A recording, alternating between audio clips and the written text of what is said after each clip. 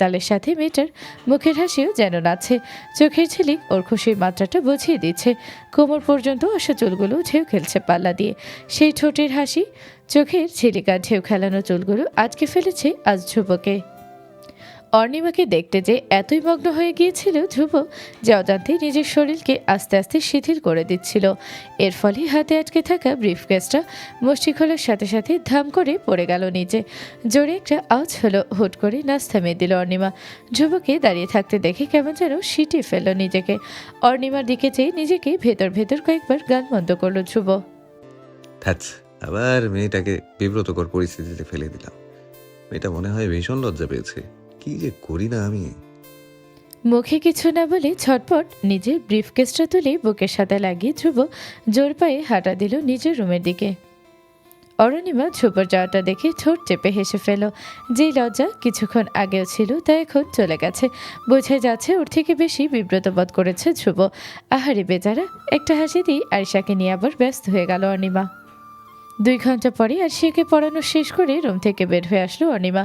সিঁড়ি দিয়ে নামতে গিয়ে আবার দেখা ধ্রুবর সাথে মেইন দরজা দিয়ে ভেতরে ঢুকছে। পরনে ট্র্যাক স্যুট, যেটা ভিজে গিয়ে লেপটে আছে শরীরের সাথে। দৌড়ে এসেছে ধ্রুব। ঘেমে গেছে ওর পুরো শরীর। একবার ওকে দেখেই চোখ নামিয়ে নিল অর্ণিমা। আবার কেন যেন চোখটা উঠিয়ে দেখল ওকে। ধ্রুব ততক্ষণে সিঁড়ি দোরগোড়ায় চলে এসেছে। বোতল থেকে পানি খাচ্ছে আর সিঁড়ি বেয়ে উঠছে। একটু পরেই ধ্রুবর চোখ পড়ল অর্ণিমার ওপর। সাথে সাথে পানি খাওয়া বন্ধ করে দিল। অর্ণিমার ধ্রুবর মাঝে কয়েকটা সিঁড়ির পার্থক্য ছিল। এত কাছে থেকে ধ্রুবর ঘামে চকচক করা মুখটা খুব স্পষ্টভাবে দেখতে পেল অর্ণিমা। কপাল থেকে চোখের কোণ ঘেঁষে পানির একটা চিকন রেখা বয়ে যেতে দেখলো। ঠোঁটটা কেমন যেন গোলাপি রং ধারণ করছে। ত্বকটা চমকাচ্ছে কিভাবে যেন। ছেলেটা কে এতটা সুদর্শন লাগছে কেন? ধ্রুবর চোখের কালো মণি দুটো সরাসরি চেয়ে আছে অর্ণিমার দিকে। পলক পড়ছে না। এটা দেখে বুকের ভেতর ধক করে উঠল অর্ণিমার। তারপর শুরু হলো জোর গতিতে হৃদস্পন্দন। নার্ভাস হয়ে গেল অর্ণিমা। কোনো মতেই নিজের চোখ অন্যদিকে সরিয়ে দ্রুত সিঁড়ি বেয়ে নামতে শুরু করলো। ধ্রুবর পাশ কাটিয়ে নেমে আসতে থাকলো। তবে লক্ষ্য করলো ওর প্রতিটা স্টেপ ধ্রুব খেয়াল করছে। ওর দিকে থেকে একবারও চোখ সরায়নি। নিচতলে এসে একটু থামলো অর্ণিমা। মুখটাকে এক কাঁধের পাশে নিয়ে এলো। আর চোখে দেখলো ধ্রুবকে এখনো ওখানেই দাঁড়িয়ে ওকে দেখছে ছেলেটা। মুখ আবার সোজা করলো অর্ণিমা। বের হয়ে আসলো বাসা থেকে। অর্ণিমা বের হয়ে যাওয়ার পর নড়ে উঠল ধ্রুব। হঠাৎ খেয়াল হলো এতক্ষণ কি করছিল। মনে হলো এতক্ষণ যেন কোনো জাদুমন্ত্রে আবদ্ধ ছিল। অর্ণিমা বের হয়ে যেতে সেটা ভেঙে গেল। অবাক হলো ধ্রুব, এরকম কেন হলো ওর? আগে তো কখনো এটা হয়নি। খান প্যালেস থেকে বের হওয়ার পর অনিমারও ধ্রুবর মতনই অবস্থা হলো। কেন যে ধ্রুবকে এভাবে টকটক করে দেখলো সেটা মাথায় ধরছে না। চেহারার কোনো অংশই পর্যবেক্ষণ করতে বা দেখেনি অনিমা। কিন্তু কেন করলো এটাও? ধ্রুবকে দেখে ওর হার্টবিটও বেড়ে গিয়েছিল। কিন্তু কেন? কই, এখন তো সবকিছু একদম স্বাভাবিক। তখন কি হয়েছিল ওর? আগে তো এরকম কিছু হয়নি। আজ কি ব্যতিক্রম ঘটলো? এভাবেই একই সময় একই বিষয় নিয়ে একই ধরনের প্রশ্নগুলো দুটি আলাদা মনের ভেতর ঘুরপাক খেতে থাকলো। এখন দেখা যাক এ দুটি মন এক হতে পারে কিনা। নিজের ফ্ল্যাটে হুড়মুড়িয়ে ঢুকলো অনিমা। যত সময় পার হচ্ছে বিব্রত বোধের মাত্রা বাড়ছে ওর। ইয়া আল্লাহ, কি বেশরমের মতন তাকিয়েছিলাম আমি। মানুষটাও সেটা দেখে ফেলেছে। নিশ্চয়ই বোঝার চেষ্টা করছিল যে আমি তার দিকে এভাবে কেন তাকিয়েছিলাম। হায় হায়, যদি বুঝে যেয়ে থাকে তাহলে। নিজের কপাল কোচকালো অনিমা। যা চিন্তা করছে ওর উপর মনোযোগ দিল। রাগ উঠল তখন ওর। হ্যাঁ, আমি কি যা তা চিন্তা করছি? আমি কোনোভাবে তাকিয়েছি ওনার দিকে। উনি কি এমন বুঝবেন? বোঝার মতো কিছু আছে নাকি? আবার অরুণিমার চেহারার ভাব পাল্টালো। ভয় আর অনিশ্চয়তা জায়গা পেল সেখানে। কিন্তু উনি যদি নিজে থেকে ভুল কিছু ভেবে নেন তাহলে? ওনার যদি মনে হয় যে আমি তার দিকে ওভাবে তাকিয়েছি তাহলে? নিজেকে সোজা করলো অনিমা। দৃঢ়ভাবে নিজেকে বোঝালো। না না না, এটা হতে দেয়া যাবে না। ওনার ভুল ভাঙাতে হবে। আর ওনার দিকে তাকানো যাবে না। ওনাকে দেখলে চোখ সরিয়ে ফেলতে হবে। হ্যাঁ, এটাই বেস্ট উপায়। ঠান্ডা কোকের ক্যান হাতে সুইমিং পুলের পাশে বসা ছিল ধ্রুব। শূন্য দৃষ্টিতে পানির দিকে চেয়েছিল। আজ ভরা পূর্ণিমা। পুলের পাটা কৃত্রিম আলোর পাশাপাশি চাঁদের আলোতেও ভেসে আছে। পুলের পানি চিকচিক করছে। এমন রাতে যে কারো ইচ্ছে হতে পারে এত সুন্দর একটা পরিবেশ উপভোগ করতে। তবে ধ্রুবকে দেখে বোঝা যাচ্ছে প্রকৃতির এই অসামান্য সৌন্দর্যের প্রতি তার এই মুহূর্তে কোনো মন নেই। সে বসে অনিমাকে নিয়ে ভাবছে। আজ সিঁড়ি দিয়ে ওঠার সময় মেয়েটার দিকে এভাবে তাকিয়েছিল কেন? চোখের আড়াল না হওয়া পর্যন্ত অনিমাকে দেখেছে, এভাবে কখনো কোনো মেয়ের দিকে চেয়ে থাকেনি আগে, তাই অবাক লাগছে নিজের এই নতুন উৎপন্ন ব্যবহারে। অনিমার চেহারাটা বারবার চোখের পর্দার সামনে আসতে থাকলো ওর। আচ্ছা, মেয়েটার দৃষ্টিতেও কিছু একটা ছিল, তাই না? ওকে দেখে নার্ভাস হয়ে গিয়েছিল। এ ব্যাপারে ধ্রুব নিশ্চিত। ওর চোখ নিচে নামার সময় অনিশ্চয়তায় ভুগছিল, কোন দিকে তাকাবে বুঝে উঠতে পারছিল না। সেই দৃশ্যটা চিন্তা করেই আলতো করে হেসে দিল ধ্রুব। মেয়েটার চোখ দুটো কিন্তু খুব সুন্দর, স্বচ্ছ, একটু মায়া জড়ানো। হঠাৎ ফোনটা বেজে উঠল ধ্রুবর। ওর ছোট খালা ফোন দিয়েছে। হ্যালো খালামুনি, কি অবস্থা? আমি তো ভালোই আছি, তবে ভয়ে আমার হালত খারাপ। তুই কই বল তো? ধ্রুব হেসে দিল। ভয় পেয়েছো কেন? বাই দ্য ওয়ে, তোমাদের মেয়ে দেখার কার্যক্রম শেষ হয়েছে?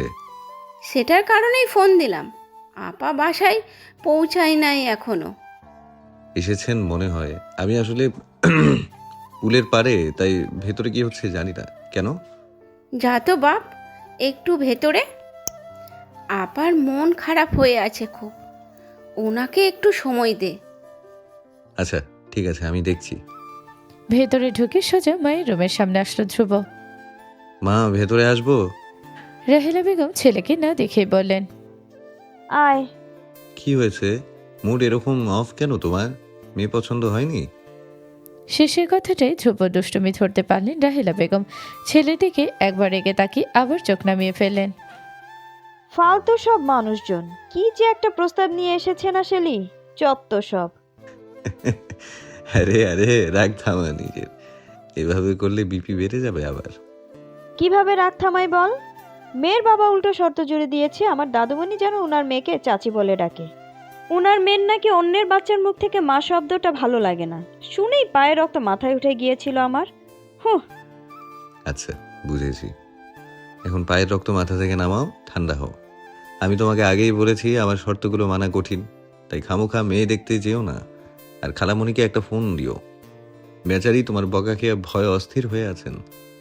মায়ের সাথে কথা শেষ করে বের হলো রুম থেকে ধ্রুব। আফসারকে বলে গেল আরিশা রুমে আছেও, ডিনার টেবিলে দিলে যেন ওকে ডাক দেওয়া হয়। 2 দিন পরে আবার আরিশাকে পড়ানোর দিন আসাতে অনিমা খান প্যালেসে পৌঁছালো। আজকে আসার সময় থেকেই মনের ভেতর খচখচ করছিল, নিজেকে তাই খুব ভালোভাবে তৈরি করে নিয়ে এসেছে ও। আজকে বামে ডানে কোনো দিকে তাকানো যাবে না। আরিশাকে পড়াতে এসেছি, শুধু ওকে নিয়েই ব্যস্ত থাকতে হবে। ভেতরে যাব, পড়াবো, বের হয়ে চলে যাব, ব্যাস। তবে ভাগ্যের ইচ্ছা একমাত্র ভাগ্যই জানে। মাথা নিচু করে উপরে উঠে আসছিল অনিমা, তাই আরিশার রুম থেকে ধ্রুবকে বের হতে দেখেনি। একদম সোজাসুজি যে ধ্রুবর বুকে ধাক্কা খেলো। ধ্রুব আরিশাকে রুমে দেখতে এসেছিল, সামনে হাঁটলেও ধ্রুব পেছনে তাকিয়েছিল, তাই অনিমাকে ও নিজেও দেখেনি। এভাবে এসে মেয়েটা ওর বুকে ধাক্কা খাওয়ার সমানভাবে অবাকার লজ্জায় পড়ে গেল। অনিমা ছট করে মাথা তুলে তাকালো। ধ্রুবর হক তেকিয়ে যাওয়া চেহারা দেখে এক মুহূর্তের জন্য শ্বাস বন্ধ হয়ে গেল। তারপর মুহূর্তেই চোখ নামিয়ে ফেল, মনের ভেতরে কেঁদে ফেলার জোগাড় হলো ওর। যেখানে বাঘের ভয় সেখানেই রাত হয়। এই মানুষের সাথে যাতে না দেখা হয় সেই কারণে মাথা নিচু করে ঢুকলাম, আর তার সাথেই কিনা ধাক্কা খেতে হলো আমার। ধ্রুব ততক্ষণে নিজেকে পুরোপুরি সামলে নিয়েছে, তবে অরণিমাকে দেখে মনে হচ্ছে ভালোই বিব্রত বোধে পড়ে আছে মেয়েটা, তাই ওকে শান্ত করার জন্য বলল ধ্রুব। আপনি ঠিক আছেন? মাথায় ব্যথা পাননি তো? শেষের কথাটা বলে ধ্রুব থমকে গেল। এটা কি বলো? ওর বুকে কি পাথর বাঁধা যে অনিমা ব্যথা পাবে? ধুর, অনিমাও ঠিক একই কথা চিন্তা করছিল। কি বলছে মানুষটা? ব্যথা পাবো কেন? মুখে ধ্রুবকে শুধু ঠিক আছে বলতে পারলো অনিমা। তারপর ওর পাশ কাটিয়ে রুমে ঢুকে আরিশার কাছে গেল। কেন যেন অনিমার এই ব্যাপারটা একটু খারাপ লাগলো ধ্রুবর। কোমরে 2 হাত দিয়ে দরজায় দাঁড়িয়ে গাল ফুরিয়ে চিন্তা করতে লাগলো। আরে আজীব তো, এভাবে পাশ কেটে চলে যায় কেউ? আমি এত কনসার্ন দেখালাম যে সে ব্যথা পেয়েছে কিনা, আর সেটার উত্তরে শুধু বলল ঠিক আছে। আমি ঠিক আছে কিনা সেটাও তো জিজ্ঞেস করলো না। মাথা ঘুরিয়ে পেছনে অরুণিমার দিকে তাকালো ধ্রুব। দেখলো সে আরিশার কাছে যেয়ে বসেছে ঠিকই, কিন্তু কেমন যেন একটা চোরের চোখে ধ্রুবকে দেখার চেষ্টা করছে। ধ্রুব আবার রুমের ভেতর ঢুকলো। আরিশা আর অরুণিমা যেখানে বসা সেখানে এসে দাঁড়ালো। তবে অরুণিমাকে ডাকতে যাবে ঠিক সেই সময় অরুণিমা তড়িঘড়ি করে আরিশাকে পড়তে বসিয়ে দিয়ে নিজে কিছু একটা লেখায় ব্যস্ত হয়ে গেল। ধ্রুব আর কিছু বলতে পারল না। অরুণিমার দিক থেকে ওকে এড়িয়ে যাওয়া স্পষ্ট ছিল। বিভ্রান্ত হয়ে এক মুহূর্ত দাঁড়িয়ে থেকে তারপর ওখান থেকে ধ্রুব চলে গেল। অর্ণিমা ঠিকই ধ্রুবকে আসতে দেখেছে। ছেলেটার চেহারাতে স্পষ্ট প্রশ্ন দেখা যাচ্ছে, কি নাকি জিজ্ঞেস করে ফেলে আবার। তাই ওকে কোনো সুযোগই দিল না অর্ণিমা। নিজেকে ব্যস্ত করে ফেলো আরিশাকে পড়াতে, আর চোখে খেয়াল করতে থাকলো ধ্রুব কি করে। দেখলো এক মুহূর্ত ওর পেছনে দাঁড়িয়ে, তারপর চলে গেল মানুষটা। হাফ ছেড়ে বাঁচলো অর্ণিমা। সন্ধে হয়ে গেল অর্ণিমার আরিশাকে পড়াতে। এখন আবার এক্সট্রা সময় নাচেও দিতে হয়। নিচে যখন নামলো অর্ণিমা, রাহেলা বেগমের সাথে দেখা হলো ওর। আসসালামু আলাইকুম আন্টি, ভালো আছি। আপনি কেমন আছেন? এই তো মা, আছি কোনো রকম। শোনো, তোমার সাথে একটু কথা ছিল আমার। সময় হবে এখন? জি আন্টি, সময় আছে। তাহলে আমার রুমে চলো। রাহেলা বেগম অর্ণিমাকে নিয়ে আসলে নিজের রুমে সোফায় বসে ওর সাথে কথা শুরু করলেন। আসলে মা, তুমি তো 1 মাসের ওপর হলো আরিয়াকে পড়াচ্ছ। দাদুমণির সাথে খুব মিশে গেছো তুমি। আমার খুবই ভালো লেগেছে বিষয়টা। ধন্যবাদ আন্টি। তবে তোমার সাথে আরেকটা বিষয়ে আসলে কথা বলতে এসেছি এখানে। তবে কিভাবে বলবো বুঝে উঠতে পারছি না। অর্ণিমা দেখলো বৃদ্ধা আসলেই খুব ইতস্তত বোধ করছেন। মায়া লাগলো ওর এটা দেখে। আন্টি প্লিজ, আপনার যা বলতে ইচ্ছে হয় বলেন। রাহেলা বেগম আমতা আমতা করলেন। না মানে, এসব কথা তোমার সাথে যে কিভাবে বলি। বলা তো উচিত তোমার বাবা মায়ের সাথে, কিন্তু তোমার মতামত আগে দরকার। কিসের মতামত আন্টি? বিয়ের। ঝট করে উঠে দাঁড়ালো অর্ণিমা। কি বলে মহিলা, কার বিয়ে, কার সাথে? পর মুহূর্তে বুঝলো এভাবে উঠে দাঁড়ানোটা বেয়াদবি হয়ে যাচ্ছে। তাই তাড়াতাড়ি আবার বসে পড়ল। রাহেলা বেগম অর্ণিমার রিয়াকশন দেখে হকচকিয়ে গিয়েছিলেন। অর্ণিমা আবার যখন বসলো তখন ওর হাতে নিজের হাত রেখে বললেন তিনি। আফসারের কাছ থেকে আমাদের পরিবারের সব ঘটনা তো শুনেছই তুমি। আমার বড় ছেলে আর বৌমা চলে যাওয়ার পর সব কিছু এলোমেলো হয়ে গেছে। এখন আরিশাকে সুন্দর করে লালন পালন করাটাই আমাদের মূল উদ্দেশ্য হয়ে দাঁড়িয়েছে। ধ্রুব বাবা হওয়ার সব দায়িত্ব পালন করছেই, কিন্তু একটা মাও তো প্রয়োজন আরিশার, তাই না? তোমার সাথে আরিশাকে এত সুন্দরভাবে মিশতে দেখে আমার এত ভালো লেগেছে যে আমি ভাষায় প্রকাশ করতে পারবো না। তাই তোমার কাছে একটা প্রস্তাব রাখতে চাই মা। তুমি আমার ধ্রুবকে বিয়ে করবে? আরিশার মা হয়ে এই বাড়িতে আসবে? রাহেলা বেগমের প্রস্তাবে মাথায় যেন বাজ পড়ল অনিমার। এরকম পরিস্থিতির সম্মুখীন কখনোই আগে হয়নিও, তাই বুঝতে পারছে না কিভাবে সামাল দেবে।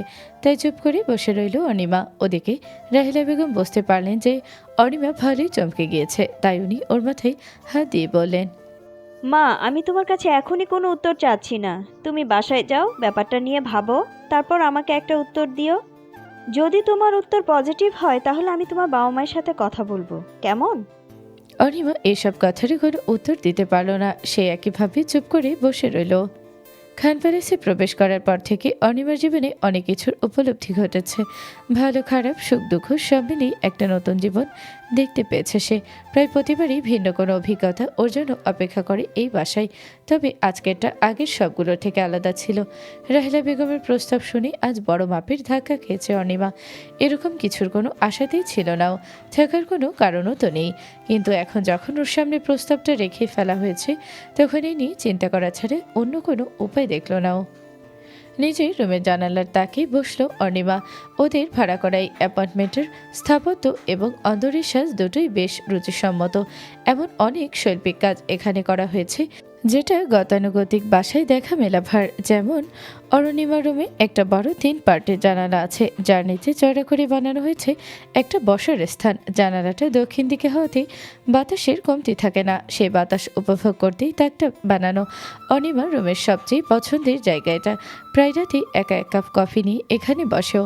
আজও এখানেই বসে আছে। জানালার এক ভাগ খুলে দিয়েছে।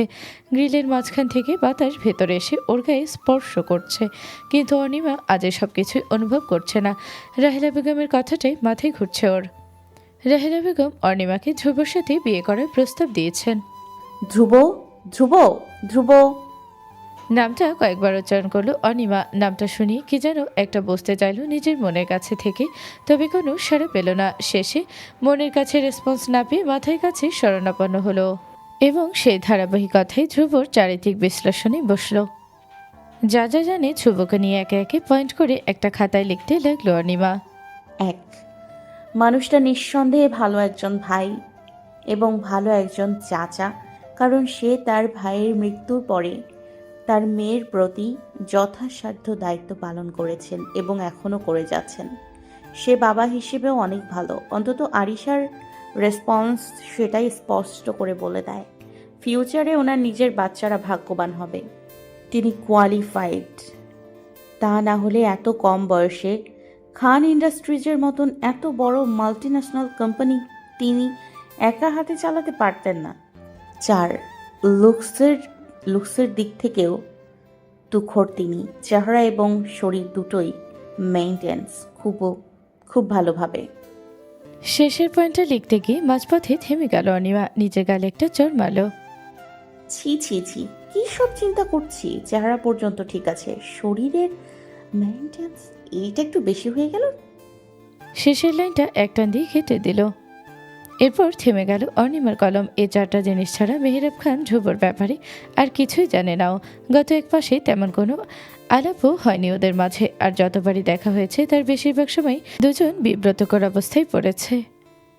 এমন একজন মানুষ যার বিষয়ে 4টা জিনিস ছাড়া আর কিছুই জানে না অনিমা, তার সাথে বিয়ের জন্য কিভাবে হুট করে রাজি হয়ে যায় ও তো তাও 4টা জিনিস জানে। ধ্রুব তো মনে হয় তাও জানে না অনিমার ব্যাপারে। তাহলে এমন এক সম্পর্কে ধ্রুব বা কেমনে রাজি হবে?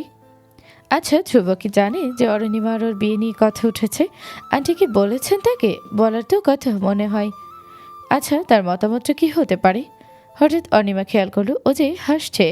নিজের মুখটা তাড়াতাড়ি সোজা করে ফেলল। ধুর, হাসছি কেন আমি? ওই মানুষটা কি মত দেবে সেটা ওনার ব্যাপার, আমার এত জানার ঠেকা কেন পড়েছে?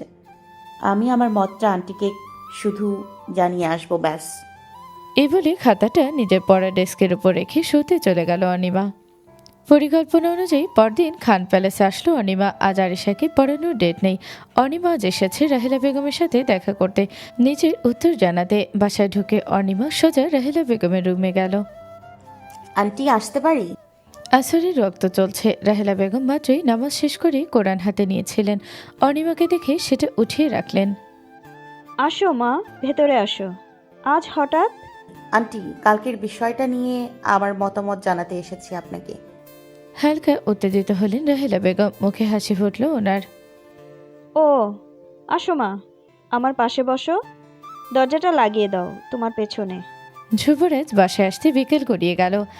আমেরিকান এম্বাসি থেকে ফোন এসেছিল ভিসা সংক্রান্ত বিষয়ে, সেখানেই যেতে হয়েছিল ওকে। বাসায় এসে আফসারের হাতে ব্রিফকেস সহ সবকিছু উপরে পাঠিয়ে দিয়ে নিজে মায়ের রুমে দেখা করতে গেল। তবে কাছে পৌঁছাতেই ভেতর থেকে দরজা খুলে বের হলো অনিমা। দুজনেই সরাসরি একে অপরের দিকে তাকালো। এই ক্ষণিক মুহূর্তের চাহনিতেই ধ্রুব অনিমার চেহারার ভাবে কিছু একটা টের পেল। বুঝলো ভেতরে কিছু একটা হয়েছে।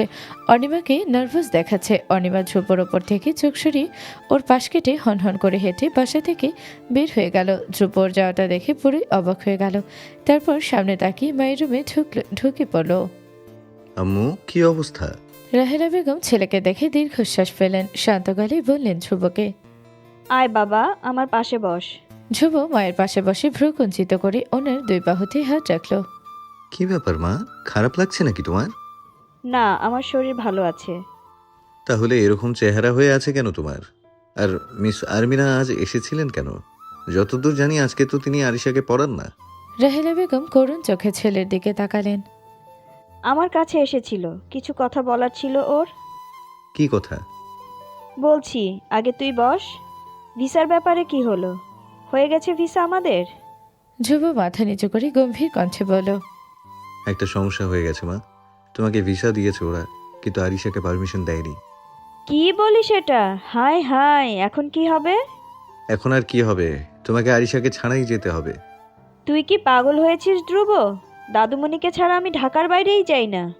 দেশের বাইরে তো দূরের কথা, আমার যাওয়া ক্যান্সেল করে দে, আমি যাব না। মা, হুট করে কোনো ডিসিশন নিও না। অনেক কথা ভাবার আছে এখানে। মিন্টু মামা আমাকে ফোন দিয়েছিলেন, তোমাকে পাঠানোর জন্য খুব রিকোয়েস্ট করেছেন। ওনার আসলেই সাহায্য লাগবে তোমার। রানিয়া তার একমাত্র মেয়ে, অনেক ঘটা করে ওর বিয়ে দেওয়ার ইচ্ছা মামার। আর বিদেশের মাটিতে এরকম একটা বিয়ে অর্গানাইজ করা খুব কঠিন ব্যাপার। মামা একা পারবেন না, তোমার অবশ্যই যাওয়া উচিত। কিন্তু দাদুমণির কি হবে? কে খেয়াল রাখবে ওর? 1-2 দিনের ব্যাপার তো না, 1 মাস আমি ছাড়া কেমনে কি হবে? আহা মা, এত টেনশন নিও না তো। আমি তো আরিশার সাথেই থাকবো। দরকার পড়লে বাসা থেকে অফিসের কাজ সব করব। আর আমার সাথে অফিসার নার্গিস সহ বাকি স্টাফরাও আছে। আর সবচেয়ে বড় কথা, আরিশা এখন এত ছোট নেই যে ওকে পায়ে পায়ে দেখে রাখতে হবে। আমার মেয়ে নিজে খেয়াল রাখতে পারবে। তুমি এসবের চিন্তা বাদ দিয়ে নিজে যাওয়ার প্রিপারেশন নাও। আমি তোমার টিকিট আগামী সপ্তাহের শুক্রবারের জন্য কেটে দিচ্ছি। কিন্তু ধ্রুব, আর কোনো কিন্তু নেই, তুমি যাচ্ছ এটাই ফাইনাল। আর আমি এর মধ্যে আবার আরিশার জন্য অ্যাপ্লাই করব। দেখি দ্বিতীয়বারে যদি হয়ে যায় তাহলে আমি আর আরিশা বিয়ের আগে আগে চলে আসব। ওকে? ছেলের কথাই এবার কিছুটা শান্ত হলেন রাহেলা বেগম, ঢিল দিলেন শরীরকে। ধ্রুব তখন প্রসঙ্গ বদলালো। অর্ণিমা মিস কেন এসেছিলেন? উত্তেজিত হয়ে গেলেন রাহেলা বেগম, ছেলের দিকে ঘুরে বসলেন তিনি। আমি আসলে গতকাল ওকে প্রস্তাব দিয়েছিলাম। অবাক হলো ধ্রুব। কিসের প্রস্তাব? তোর সাথে বিয়ের। কি? হতভম্ব হয়ে গেল ধ্রুব, মায়ের কথা বিশ্বাস হলো না ওর। তুমি কি করেছো? আমার বিয়ের প্রস্তাব তাকে দিয়েছো? কিন্তু কেন? বাংলাদেশে কি মেয়ের কমতি পড়েছে যে তাকেই তোমার চুজ করতে হলো? ছেলের কথাই রাহেলা বেগম বিরক্ত হলেন। এভাবে বলছিস কেন বাবা?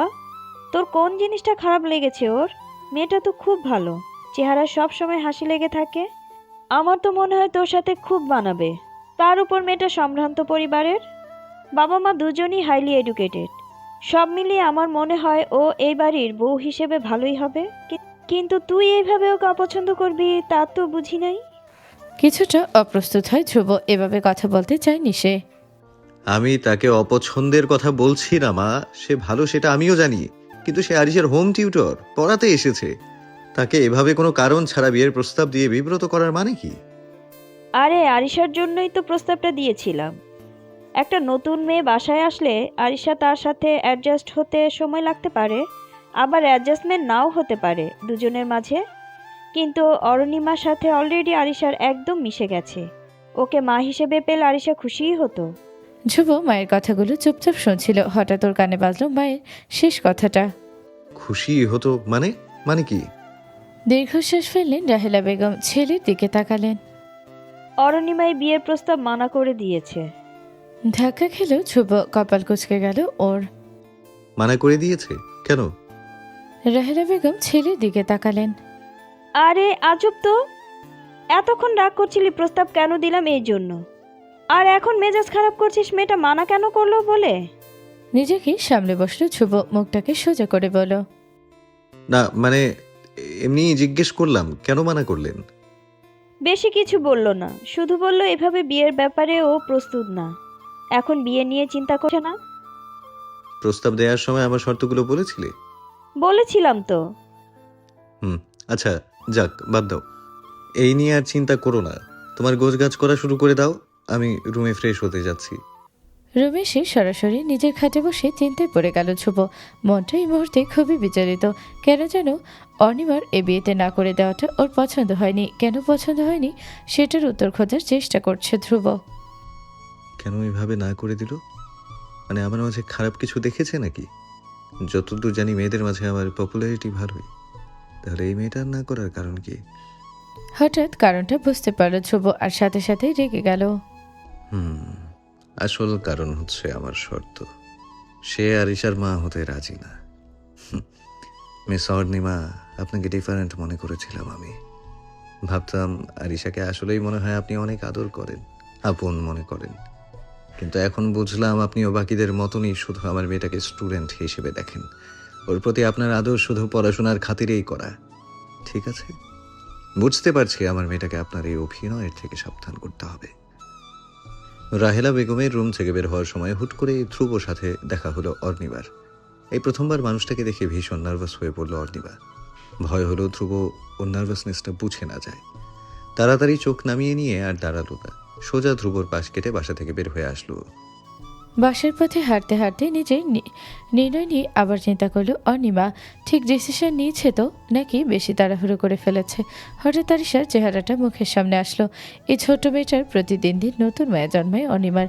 একটু একটু করে ওর কাছে আসছে বাচ্চাটা, আর ওকে জীবনে নতুন সব অর্থ শেখাচ্ছে। অনিমার বর্তমানে একটা বড় অংশ ঘিরে এখন আরিশা শুধু স্টুডেন্ট না, নিজের পরিবারের সদস্যদের মতন লাগে ওর। ওকে এই বাচ্চাটার মা হয়ে ওই বাড়িতে পা রাখতে মোটেও কোনো সমস্যা অনিমার নেই, বরঞ্চ আরিশাকে সবসময় নিজের কাছে রাখতে পারলে ওর থেকে বেশি খুশি আর কেউ হবে না। কিন্তু আরিশা তো পরের চ্যাপ্টার, যার হাত ধরতে হবে তাতে অরুণিমাকে তাকেই তো চেনে নাও। এভাবে না চিনে না জেনে অনিশ্চয়তা দেখে কিভাবে পা বাড়াবে অরুণিমা? রাহেলা বেগমকেও তো বলা যায় না যে আন্টি আমাকে একটু সময় দিন, আপনার ছেলের সাথে একটু সময় কাটাই, ভালো করে ওনাকে জেনে বুঝে তারপর আমার মত জানাবো। এই ডায়লগটা মাথার ভেতর কল্পনা করতে যেই হা হা করে হেসে দিল অনিমা। রাহেলা বেগমের চেহারার অভিব্যক্তি কেমন হতো এটা শুনলে এখন জানতে খুব ইচ্ছে করছে ওর। পরের দিন ছিল শুক্রবার। শুক্র শনিবারই অনিমা আরিশাকে বেশি সময় দেয়, একদম বিকাল 4টা থেকে রাত 8টা-9টা পর্যন্ত থাকে। আগে উইকেন্ডে ঘুরতে গেলেও অনিমা বাসায় আসার পর থেকে আরিশা আর বের হতে চায় না, ওর সাথে খেলতে চায়। আজও সেরকম সময় হাতে নিয়ে এসেছে অনিমা। ধ্রুব নিজের রুমে ছিল, সিঁড়িতে নূপুরের আওয়াজ পেয়ে বুঝতে পারলো কি এসেছে। অন্যদিকে এই শব্দ মনে প্রশান্তি টানলেও আজ রাগ উঠল ওর। অনিমা এসে আরিশার রুমে ঢুকতেই মেয়েটা ঝাঁপিয়ে পড়ল ওর উপর। আন্টি আজকে আমরা কি খেলবো? মেয়েকে রাগ দেখিয়ে হাসি দিয়ে অনিমা উত্তর দিল, আসলে এই খেলার চিন্তা দুষ্টু, আগে পড়তে হবে না? স্টাডি তো করবই, তারপরে কি করব সেটা জানতে চাচ্ছি। আজকে কি লুকোচুরি খেলতে পারি? আমি শবনম আপু, রিনা আপু আর আফসার চাচ্চুকে ফ্রি থাকতে বলেছি, ওরাও খেলবে আমার সাথে। কোনো খেলা হবে না। গম গম করে ওঠা আওয়াজটা দেখে পেছনে ঘুরে তাকালো অনিমা এবং আরিশা। ধ্রুব দরজার সামনে দাঁড়ানো, ঢিলে ঢালা একটা ফুল প্যান্ট আর টি শার্ট পরে একদম সোজা হয়ে দাঁড়িয়ে আছে ও, দুহাত প্যান্টের পকেটে ঢোকানো। অনিমার কেন যেন মনে হলো ধ্রুবর দিকে ঠান্ডা দৃষ্টিতেই তাকিয়ে আছে, তবে বেশিক্ষণ ধরে রাখলো না চাহনিটা। সাথে সাথে ধ্রুব নিজের চোখ আরিশার দিকে নিল, আর মুহূর্তেই হাসি ফুটে উঠল মুখে।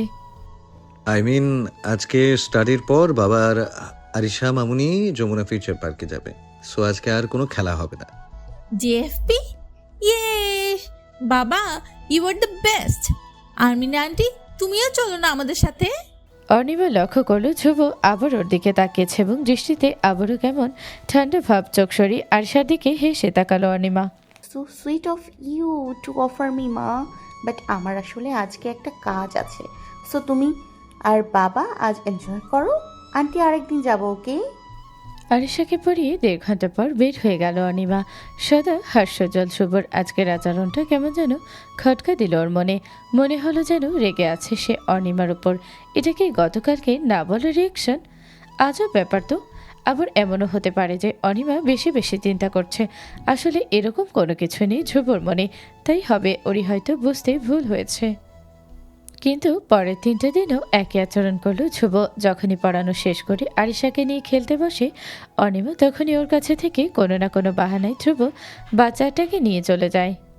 3 দিনের দিন অনিমা নিশ্চিত হলো যে কিছু একটা সমস্যা তো আছে।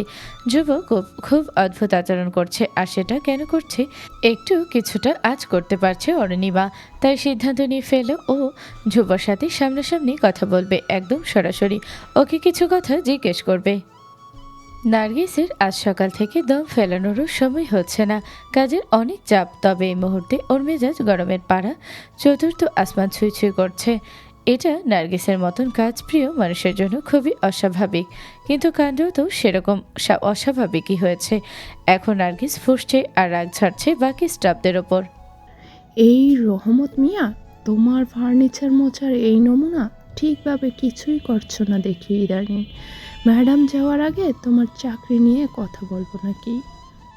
নার্গিস আপা, এত রাগ করেন কেন? সুন্দর করে কইলেই তো হয়। আপনার কথা কি আমরা ফালাইতে পারুম? হা হা হা।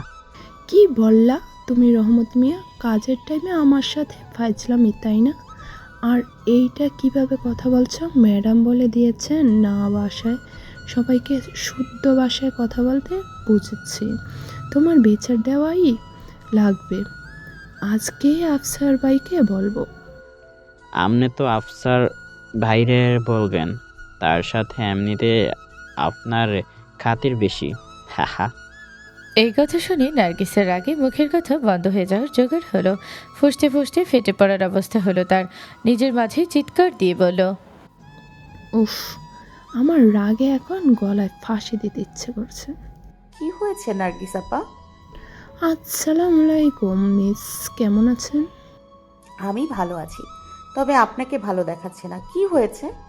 এই কথা শুনে হাসি চলে গেল নার্গিসের, আবার ফুঁসতে লাগলো। আর বইলেন না মিস, আজকে আমার রাগে নিজের গলায় ফাঁসি দিতে ইচ্ছে করছে। তা তো আগেই শুনেছি। কিন্তু কেন? কেন আবার আফসার ভাইয়ের ওপর এমন রাগ উঠছে কি বলবো আপনাকে। কেন? আফসার ভাই আবার কি করলো? কি করে নাই তাই বলেন, এই বাসায় আমাদের দুজনের আলাদা ডিউটি। আমি রান্নার দায়িত্ব সহ রান্নাঘরের স্টাফদের ম্যানেজার, ওদেরকে আমি হ্যান্ডেল করি। বাজার সদাইয়ের সব দায়িত্ব আমার। আর আফসার ভাই হলেন ধ্রুব স্যারের অফিসে তার পার্সোনাল অ্যাসিস্ট্যান্ট এবং সেই সাথে বাসার বাকি স্টাফদেরও ম্যানেজার। রান্নাঘরের বাইরের কোনো স্টাফদের আমি হ্যান্ডেল করি না, কিন্তু আজ আফসার ভাই হুট করে সকালে এসে আমাকে বলল তার নাকি কোথায় কাজ আছে, সেটা করতে যেতে হবে। আমি যেন এই দিকের স্টাফদেরও একটু দেখে দেই। তিনি নাকি 1 ঘন্টার মধ্যে চলে আসবেন, কিন্তু এখন প্রায় 4 ঘন্টা পার হয়ে গেছে। এই বান্দার কোনো খবর নাই। আমাকে সেই তখন থেকে রান্নাঘরের আর এদিকের কাজ একসাথে সামলাতে হচ্ছে। তার উপর এই ব্যাককল মানুষগুলোর সাথে তর্ক করে আমার সময় এবং শ্রম দুটোই নষ্ট হচ্ছে। উফ, আমার এখন আফসার ভাইকে কী যে করতে ইচ্ছে করছে। উফ। নার্গিস আপা, আপনি মাথা ঠান্ডা করেন, একটু পানি খান, ভালো লাগবে। আর দেখবেন আফসার ভাই চলে আসবেন খুব তাড়াতাড়ি। নার্গিসের ঠোঁটে আবার হাসি ফুটলো। অর্ণিমার দিকে চেয়ে বলল, মাফ করবেন মিস, মাথা ঠিক না থাকলে আমি আবার গড় গড় করে সব বলে ফেলি। আপনাকে বোধ হয় খামাখামা টেনশন দিয়ে ফেললাম। আরে না, সেরকম কিছু না। আপনার যে মুখে হাসি ফুটেছে এটাই বড় ব্যাপার। আচ্ছা, আরিশা কোথায়? ওর রুমেই আছে? জি মিস, আপনি উপরে যান। ঠিক আছে। রুমে ঢুকে অনিমা দেখল আরিশা রোলার স্কেটস হাতে নিয়ে সেটাকে মোছামুছি করছে। অনিমা চুপ করে যেই পেছন থেকে আরিশার চোখ ধরে ধরল। ছোট মেয়েটা ছোট করে বুঝে ফেলল কি এসেছে। আন্টি চলে এসেছো? খিলখিল করে হেসে উঠল অনিমা। হ্যাঁ, চলে এসেছি আমার আরিশার কাছে। কি করছো? আরিশা নিজের ছোট্ট হাতের ইশারায় অনিমাকে কাছে আসতে বলল। অনিমা ওর চেহারাটা কাছে নিয়ে আসলে ওর কানে কানে ফিসফিসিয়ে বলল, আস্তিতা পুরো বাসা উল্টেছে, বিদেশে যাবে, বাসায় 1 মাস থাকবে না, তাই সব পরিষ্কার করে যাচ্ছে। অনিমাও সমাতালে ফিসফিসিয়ে জিজ্ঞেস করলো, তাই কি তুমি দিদাকে হেল্প করছো? নিজের রুম নিজেই পরিষ্কার করছো? আরিশা মাথা নেড়ে হ্যাঁ জবাব দিল। অনিমা হেসে আবার জিজ্ঞেস করলো, এটা তো ভালো কথা, তুমি ফিসফিসিয়ে বলছো কেন? বাবার জন্য। বাবা যদি দেখে ফেলে আমি কাজ করছি, বাসার সবাইকে বকা দেবে, এমনি দিদাকেও। বাবা আমাকে কোনো কাজ করতে দেয় না। তুমি বাবার প্রিন্সেসের জন্য? আবার মাথা নাড়ল আরিশা। হেসে ফেল অনিমা বাচ্চাটার নিষ্পাপ চেহারাটার দিকে তাকিয়ে।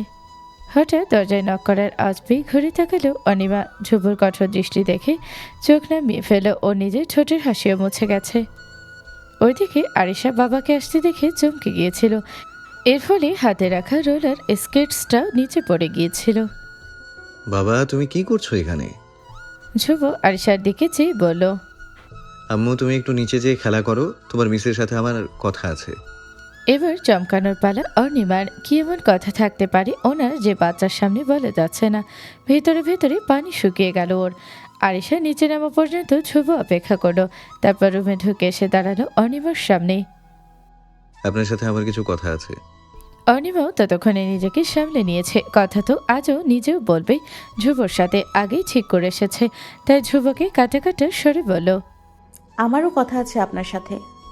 ধ্রুব খুব অবাক হলো। অর্ণিমার ওরও সাথে কোনো কথা থাকবে ও সেটা ভাবেনি। নিশ্চয়ই ভালো কিছু তো মেয়েটা বলবে না, এটা নিশ্চিত। তাই নিজেকে মিথ্যা আশা দিয়েও লাভ নেই। গলা খাকারি দিয়ে কথা চালিয়ে গেল ধ্রুব। আগে আমি বলে নিতে চাই, দীর্ঘশ্বাস ফেলে জবাব দিল অর্ণিমা। বলুন। আপনি এখন থেকে আরিশাকে শুধু পড়াবেন, ওর সাথে পড়ানো পর্যন্ত সম্পর্ক রাখবেন। এর বাইরে কোনো কিছুর দরকার নেই। এক্সট্রা অ্যাটাচমেন্টের কোনো প্রয়োজন নেই। ইভেন আমি আগামী সপ্তাহে বাবুকে ডান্স ক্লাসে দিয়ে দিব। আপনার ওকে নাচ শেখানোও লাগবে না। অনিমা থমকে গেল। এই কথা শুনে মনে খুব কষ্ট পেল। বাচ্চাটা এই কয়দিনে ওর জীবনের অংশ হয়ে গিয়েছিল। এখন ওই পথ থেকে ফিরে আসা অনিমার জন্য খুবই কষ্টকর। রেগে গেল, মুখ তুলে ধ্রুবর দিকে প্রশ্ন ছুড়ে দিল। হঠাৎ এইসব বলার পেছনের কারণ জানতে পারি কি? আমার দিয়ে কি কোনো ভুল হয়েছে? না, ভুল হয়নি কোনো। তবে আমার বাচ্চাকে আমার প্রোটেক্ট করার প্রয়োজন আছে বলে আমি মনে করি। কার থেকে প্রটেক্ট করতে হবে আরিশাকে? আমার থেকে? এমনটাই ধরে নিতে পারেন। আকাশ থেকে পড়ল অনিমা, ভীষণ কষ্ট পেল। কেন? আমি কি কোনোভাবে বাবুকে কষ্ট দিয়েছি যে আপনি এই কথা বলছেন? না, এখনো দেননি, তবে সামনে দিতে পারেন। চোখটা ছলছল করে উঠল অনিমার। মিস্টার ধ্রুব, আপনার কথার কোনো আইডিয়া আমার মাথায় ঢুকছে না। আপনি কি সব বলে যাচ্ছেন? আমি কেন আরিশাকে কষ্ট দিতে যাব? আপনার এই ফেক আদর যখন আরিশা বুঝবে, তখন কি আপনার মনে হয় না যে ও কষ্ট পাবে? ফেক আদর? কে ফেক আদর করছে আরিশাকে? আমি? কেন, কথাটা কি সত্যি না? মোটেও না। আমি আরিশাকে মন থেকে ভালোবাসি, এবং সেটা একজন স্টুডেন্ট হিসেবেই শুধু না। আরিশা আমার জীবনের একটা অংশ হয়ে গেছে এখন। শেষের কথাটা শুনে ধ্রুব পা বাড়ায়। নিজের আর অনিমার মাঝে দূরত্ব অনেকটা ঘুচিয়ে আনে। আসলেই কি তাই? তাহলে আরিশাকে নিজের মেয়ে মেনে নিতে আপনার কি সমস্যা হচ্ছিল? মানে কি? মানে বুঝতে পারছেন না? আমি জানি আপনি আমার সাথে বিয়েতে কেন দ্বিমত পোষণ করেছেন। আমার শর্ত আপনি এক্সপেক্ট করতে পারেননি। আরিশার মা হতে আপনার প্রবলেম আছে, তাই এই শর্ত শুনেই আপনি সরে গেছেন। তাই বলছি, আরিশার প্রতি এই ফেক আদর থামিয়ে দেন প্লিজ। আমার বাচ্চাটা কষ্ট পাক, আমি সেটা চাই না। এবার সব পরিষ্কার হয় অনিমার কাছে। কপালের ভাঁজ সিধে হয় ওর। ও, তো এইটা হলো আপনার আসল কারণ। আমার বিয়েতে না করাটা আপনার খারাপ লেগেছে, এবং আপনি মনে করেছেন সেটা আমি আরিশার জন্য তার ছেলের হাসি দেয় অনিমা। আপনার সাথে আমার কথাই বলতে ইচ্ছে করছে না আর। আমি আসি। অনিমা বিরক্ত হয়ে কথাটা শেষ করে ঘুরে দাঁড়ালো যাওয়ার জন্য, কিন্তু পেছন থেকে ওর কোনোই ধরে ফেলল ধ্রুব। টেনে ঘুরিয়ে দিয়ে ওকে নিজের বুকের কাছে টেনে আনলো। চমকে গেল অনিমা, তবে সেটার ধারে কাছে দিয়েও গেল না ধ্রুব। আমার কথা শেষ হয়নি এখনো। আমি জানতে চাই আপনি আমার সাথে বিয়েতে কেন মানা করেছেন। মিস্টার ধ্রুব, ছাড়ুন আমাকে, আমার ব্যথা লাগছে। আগে আমার প্রশ্নের উত্তরটা দিন। আরিশার কারণ না হলে আর কোন কারণে আমাকে মানা করেছেন আপনি? আপনার এত জানার শখ কেন? মনে হচ্ছে আমাকে বিয়ে করতে আপনি এক পায়ে রাজি। হ্যাঁ, আছি এক পায়ে রাজি আমি আপনাকে বিয়ে করতে। এবার বলেন, কেন মানা করেছেন? আপনার এত জানার শখ কেন? মনে হচ্ছে আমাকে বিয়ে করতে আপনি এক পায়ে রাজি। হ্যাঁ, আছি এক পায়ে রাজি আমি আপনাকে বিয়ে করতে।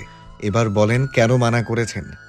চমকে গেল অরুণিমা, চোখ মেরে গেল একদম। এতক্ষণে ওদের তর্কের রুমটা গম গম করছিল বোধহয়। এখন পুরো নিস্তব্ধ হয়ে গেল চারিপাশ। অরুণিমা আর ধ্রুব একে অপরের চোখে চোখ রেখে ঝগড়া করছিল। একে অপরকে পাল্টা জবাব দিতে গিয়ে কোথাকার জল কই সে গড়ালো। দুজনেরই মাথায় ঢুকলো না। ধ্রুবর শেষ কথাটা শুনে ওর ওপর চোখ আরও বড় হয়ে গেল অর্ণিমার। কি বলে ফেলেছে এটা ধ্রুবও বুঝেছে। সাথে সাথে অর্ণিমার হাতটা ছেড়ে দিল। 2 কদম পিছিয়ে আসলো তার সাথে। বোঝাই যাচ্ছে ভীষণ বিব্রত বোধ করছে এখন। কিছু মুহূর্ত এভাবে অতিক্রম হলো দুজনের মাঝে। একে অপরের দিকে চেয়ে রইল তারা। তবে এখন দুটো দৃষ্টিতেই নমনীয়তা আর লজ্জা স্পষ্ট আকার ধারণ করেছে। শেষে অনিমা নিজের চোখ নামালো। এতে কাটল দুজনের মাঝের মন্ত্রের সেই ডোর। ধ্রুব অন্যদিকে মুখ করে নিজের 2 ঠোঁট চেপে ধরল। অর্ণিমাকে কি বলবে বুঝতে পারছে না ও। এভাবে মনের কথা হুট করে মুখে চলে আসবে জীবনে কল্পনাও করেনি। এখন কি করা উচিত ভাবতে ভাবতেই অর্ণিমার কণ্ঠ কানে আসলো ওর। ঘুরে তাকিয়ে এক লজ্জা মিশ্রিত চেহারার সম্মুখীন হলো ধ্রুব। অর্ণিমা অনেক চিন্তা করে করে এক একটা শব্দ চয়ন করলো। আমি আপনাকে আরিশার কারণে মানা করিনি। আরিশাকে নিয়ে আমার কোনো সমস্যা নেই। আমি আসলে আপনার জন্যই এই বিয়েতে দ্বিমত পোষণ করেছি। অবাক হলো ধ্রুব। আমার জন্য? ধ্রুব কিছু ভুল বোঝার আগে অনিমা বলে উঠল, মানে দেখুন, আমি আপনাকে চিনি না, আপনার সম্পর্কে কিছুই জানি না, এবং আপনার ক্ষেত্রেও আমাকে নিয়ে একই অবস্থা। আসলে একই রকম এরকম সিচুয়েশনে আমার হুট করে হ্যাঁ বলাটা আসলে সম্ভব না। I am sorry if I have hurt you. এই বলে অনিমা আবার ঘুরে দাঁড়ালো বের হয়ে যাওয়ার জন্য, এবং এবার ধ্রুব পেছন থেকে হাত ধরে থামালো না। কিন্তু অনিমা দরজার কাছে আসতেই ধ্রুবর আওয়াজ শুনতে পেল। আমাকে যদি চেনার সুযোগ পান, আপনি সেই সুযোগটা কি নিতে চাইবেন? চিনতে চাইবেন আমাকে? ধ্রুবর কথাটা মনে যেয়ে লাগলো, অনিমার এক জায়গায় মূর্তির মতন স্থির দাঁড়িয়ে গেল। পেছন থেকে পায়ের শব্দের আওয়াজ পেল। ধ্রুব এসে দাঁড়ালো অনিমার পেছনে।